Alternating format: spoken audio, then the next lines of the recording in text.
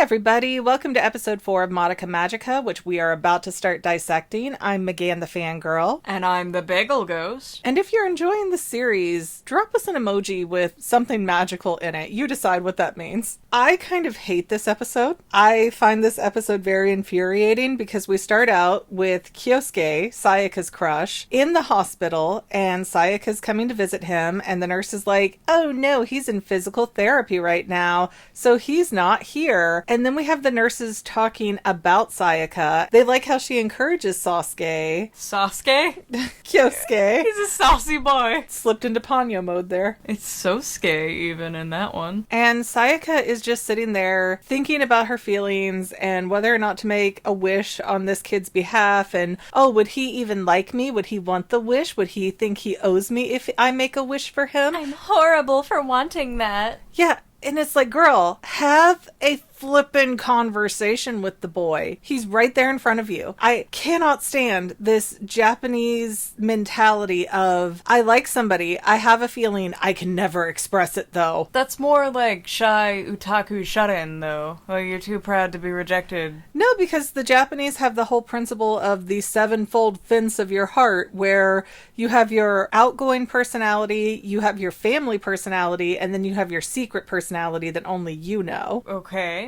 And for whatever reason, being in love with Kyosuke is part of Sayaka's secret personality. And I get rejection sucks. Okay, I've been in middle school. Even as an adult, rejection sucks. No denying it. But it's a heck of a lot better than tormenting yourself with somebody who doesn't want you. I think that's just a Sayaka issue, at least here, because not even an episode or two later, Hitomi goes after him in less than 2 days. Yes, you're not wrong that Hitomi does make a move, but I think that's all part of Sayaka's wish backfiring on her, because Hitomi expresses no interest in this boy before that. But in general, I see this over and over again, especially in girly anime like Fruits Basket. How long did Kyo and Yuki both have a crush on Toru and nobody wanted to say anything? Yuki does not have a crush on Toru. He absolutely did until later seasons. Up until he joined the student council, he absolutely did, and I will fight you on that. He admitted later that he never felt that way. He just felt like that was the normal way he was supposed to act, because wanting a mother relationship from your roommate is really weird. Yes, he came to realize that his affection for Toru was more motherly, but... Toru.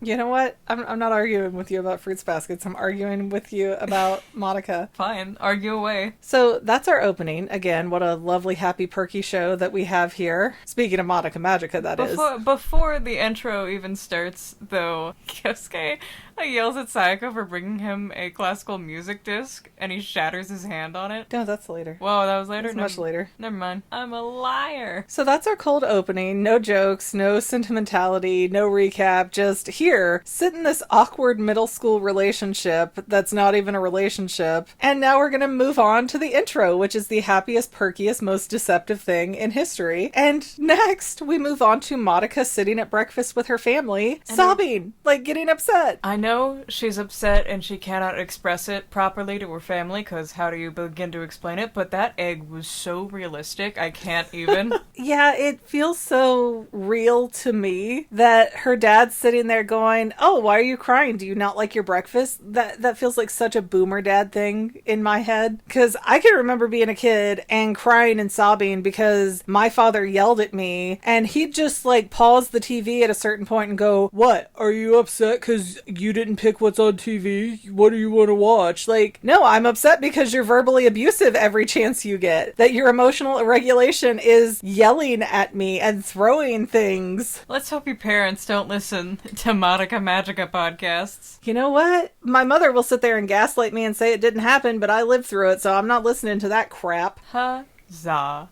So then we cut to Madoka walking to school with Hitomi and Sayaka, and Sayaka's really upbeat. I don't even know who she's talking about. Does Sayaka have siblings? Because it almost sounds like she's talking about an interaction with siblings, but doesn't make sense in context. You know, we never get to see Sayaka's family. We don't. But Madoka is trying to communicate with Sayaka telepathically through the Cube link and be like, hey, can we talk about what happened to mommy? And Sayaka's not right now. She just wants to compartmentalize it and move on. And Madoka is feeling her feelings, and they're very separated here. Madoka's feeling her feelings as subtly as she can, and Sayaka realizes that now is not the time to unpack all of what just happened to Mommy because, you know, it's school. And how do you be like, well, my friend died. Oh, who's your friend? This random girl in the grade above us. How'd she die? Big thing happened. Well, eventually the girls do get to talk back on the school rooftop, I think is where they're hanging out. Yes. Again, weird thing to let middle schoolers go up there. I don't think they'd do that in America because they would probably jump. But they're having the conversation about how maybe they don't want to be magical girls after all. And Kyubey, I think, plays his cards beautifully here. Because he immediately guilts them. Yeah, QQ is like, oh, don't judge them. You don't have the right to judge them because you're not a magical girl. You don't have to live this life.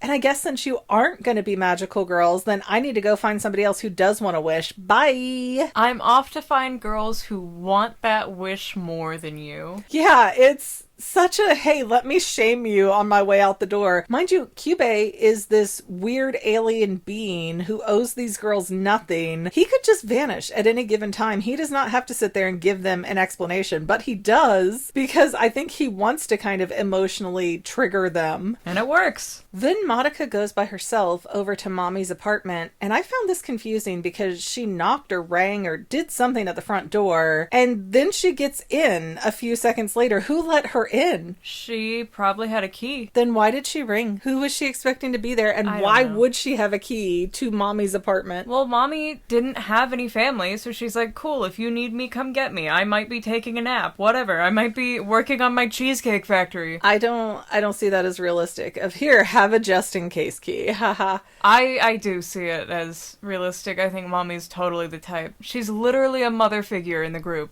She's the mommy friend. Again, in Japanese, mommy, M-A-M-I, does not mean... It doesn't matter how it's spelled, it matters how it sounds. Don't pop the mic. It does matter, because it's a whole name over there. On paper, it matters. Audibly, it doesn't. It does, because it wasn't written for an English audience. But what was Madoka even doing in Mommy's apartment? Is this just her grieving, or was she looking? She left her magical girl's idea notebook in there. Yeah, but didn't she leave it in there? She didn't come get it from there. Yeah, she said it's almost like she buried it with Mommy's memory. Yeah. She was leaving the thought of being a magical girl behind with Mommy's empty house. And the weird thing is, as soon as Madoka leaves, Homura is outside. And she's like so stalking Madoka, not even trying to pretend she's not. But what is odd is the two girls start walking together, and Homura seems to be the most sympathetic of everybody that Madoka's talked to. And I know there are plenty of people who don't know what happened to Mommy, but it seems like Homura is the only one so far that has tried to comfort Madoka in the situation and be like, yeah, it's a good thing you don't want to do this. This is not a good lifestyle to have. Well, yeah, first off, you're comforting your bae, and second off, it's a better way to push her away from wanting to be a magical girl. And she makes sure to sort of dig in the screw, or whatever that phrase is exactly. Homura is driving in the point that Mommy's going to be listed as a missing person forever because they're never going to find any remnant of her body. Her body is going to disappear when that labyrinth disappears because that's just how those physics work for some reason. Because yes. And they have this cute little moment where Madoka's like, I'll never forget her. And Homura's like, oh, I'm truly envious of her. And Madoka's like, I won't forget you either. I feel like we've done this before.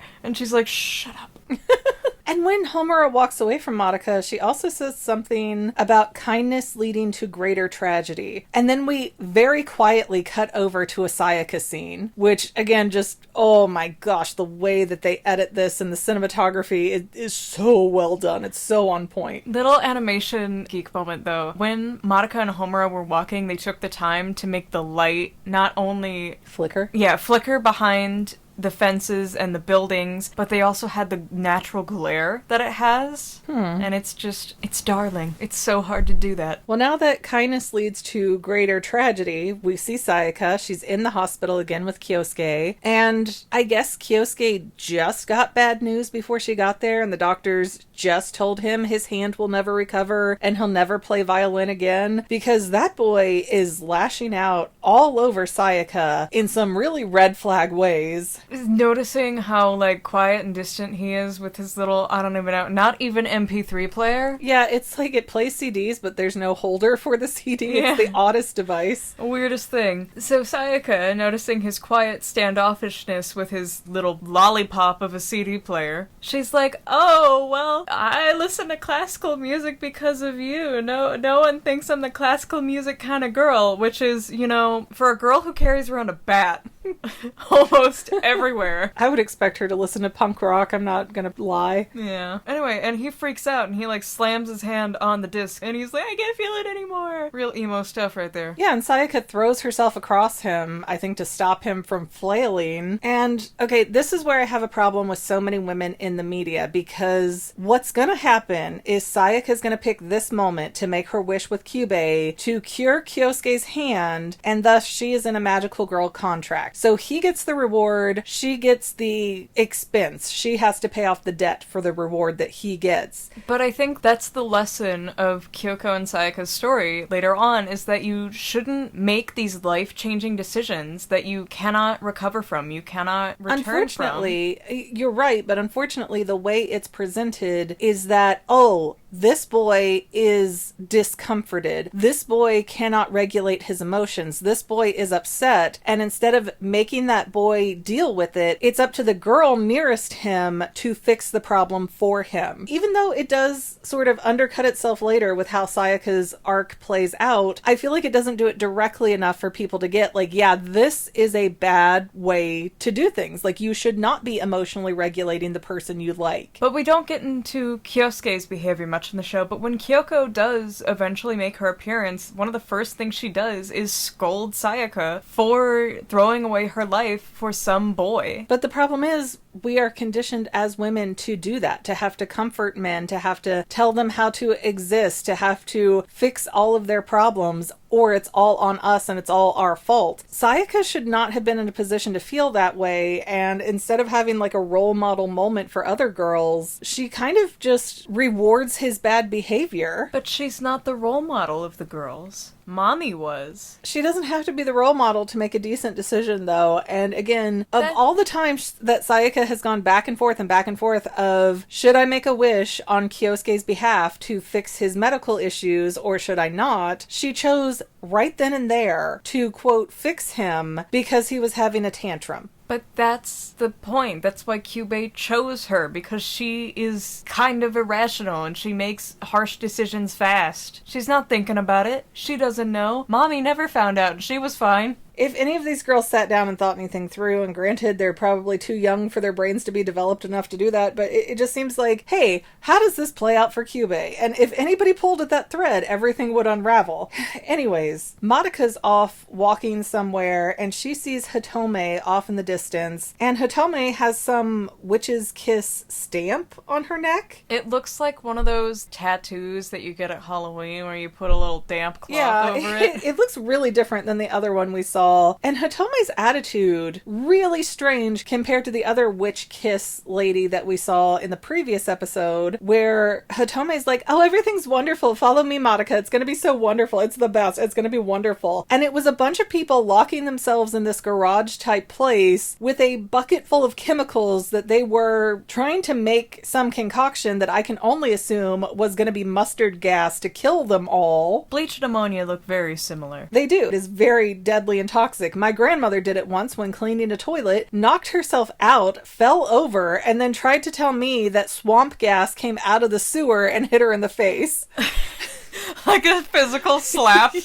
Yes. Do we still have that, Grandma? No. Oh. So Madoka kind of freaks out because she has this memory of her mother telling her, hey, don't mix these two together or you'll kill everybody in the house. So Madoka throws the bucket out the window. Must be a very sturdy bucket because it broke that window, no problem. And then Madoka has to hide from all the zombie witch-kissed people coming after her, which led to a bunch of the little tiny minions. What are they called? Yeah, they are familiars. Familiars. But she, like, locks herself in a storage closet attached to this, Yeah. shed? The labyrinth doesn't have an entrance. These things just come out and grab her. I think that's how most witches eat their people. I don't know. It was very strange because previously they had to openly walk into there. And there wasn't even a labyrinth in the other room. So did the witch just want all these people to die and not get them in her labyrinth zone? Because it seems weird. I assume she can move. I don't know. This whole witch was weird. It's a very interesting witch. It's a TV-based witch, but it also has a lot of elements of animation along with it, to the point where it changes animation style once you're inside of it. And not to mention, all of the people who were trying to gas themselves were in there with really bad, low attitudes. And here's Hitome, oh, Madoka, no, these bodies are shells, and we're gonna be free of them, and we're gonna have like, she's so positive about this ritualistic suicide. Yeah, I'm not sure what the metaphor is here. It's a bizarre episode. I don't like it. I don't feel like it fits in You well. don't like any transitional episodes, because we just ended Mommy's arc where we got slapped awake. We're not little girls anymore. And now we're moving on to Sayaka being a magical girl. I don't hate transitional episodes. I hate when it's a forced transition that doesn't necessarily make sense. None of this has made sense. Madoka's been abducted into a labyrinth now, which we've never seen happen before. It has no reason to want Madoka because she's not under the witch's curse. But she's still, right there. Why not get one more? Why not take the ones you already have? Well, because they're not dead yet. None of them came into the labyrinth. She was just eager. I do also want to point out that Sayaka, cut open the building to get to Madoka. Yeah, I don't even know how Sayaka got in if there was no labyrinth entrance, but Sayaka shows up as a magical girl, rescues Madoka, destroys the witch, gets the grief seed. And we have this camera shot that shows one wall of the building with this triangle cut into it. Rage. Sayaka has all the female rage. It's like she made the right choice, but come on, Sayaka, you couldn't cut a smaller triangle? Yeah. And again, it's a very strange witch. Doesn't even seem to have eyes. It's got this computer or old TV screen that's playing clips of Mommy. None of this makes any sense unless this was a witch who had previously known Mommy. None of this makes any sense whatsoever. It doesn't even seem to torture Madoka. It just seems to be mildly inconvenient. It pulled on her hair. That's pretty torturous. The only thing about this episode that feels redeemable to me is that at the end, we have Kyubei sitting in some construction zone, I think, with Kyoko. And we get our introduction to Kyoko, who is always eating. Love that about that girl. Feel that to my heart. But she's basically like, I came all the way here because Mommy's gone and I wanted her prime territory. I'm not going to let some newbie magical girl take this from me. What are you gonna do about it, Kyoko? I'm going to put her out of commission. Permanently. She didn't say permanently. Yes, she did. Did she? Yes. I don't think she did. Yes, she did. She absolutely did. Guys, back me up here. Back me up here. Every time we have one of these moments, you're wrong. I just wanted you to know that. Oh, okay. Prove it. Okay, go back and watch the videos where I post the proof in it. That's really convenient. You know, I'm not gonna do that. That's so much time. But again, I'm not a fan of this particular episode. I think there are so many really good episodes, but even the good cinematography moments cannot save this because I think Sayaka's decision is ridiculous. She's a 14-year-old emotionally unstable girl. They're not supposed to make good decisions. I think the whole witch thing doesn't make any sense. I think Hitome being so happy when everyone else is so depressed makes no sense. You're trying to put science into magic. Yeah, I am. Because it should make sense, at least. No, it really doesn't. I don't need the alchemic components that make the magic work.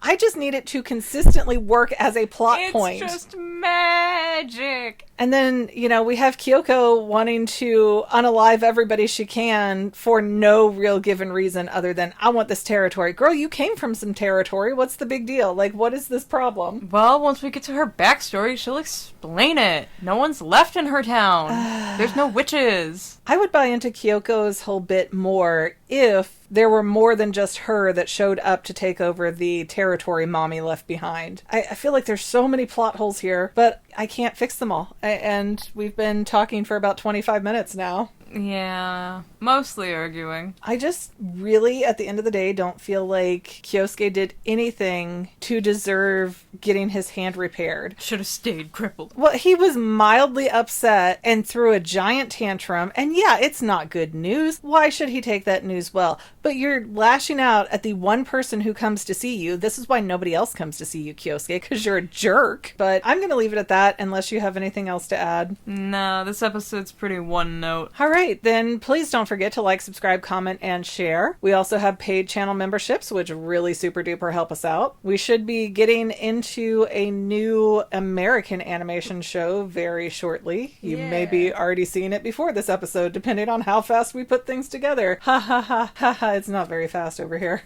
And we will see you next time, guys. Bye. And to any of my members here on YouTube, a huge bottom of my heart thank you for all of your help and support. If you would like to become a paid channel member, there is a link in the description below. Thanks again, guys. Love you. Well, family members, we're almost done, but I want to invite you to hang out with me in some other places. I'm on Twitter and Instagram as my own personal self, and I have a Facebook page too, but I mostly just post photos over there. And sometimes people say, "Hey Megan, I want to mail you something. How do I do that?" Easy. Just click the About tab on my channel page, and my most current P.O. Box info will be right there. I also run another channel, The Family. It's really a hodgepodge channel where we might post anything. Oh yeah, and I also sell shirts and stickers and stuff with the Family and the Fangirl logos. If that is your cup of tea, I have a link in every description of every video. Finally, if you want to help out the Fangirl channel and make sure I'm putting out video essays for years to come, the best way you can help is by subscribing and watching more of my videos, whether they're new, old, whatever. Maybe even share one or two on social media, help spread the word. People who watch to the end of videos like you helps to tell the site, hey, this is a good video, we should recommend it to other people. So if you made it this far, leave me a comment of something like, hey, I made it to the end. Love ya. See you next time, family members. Bye.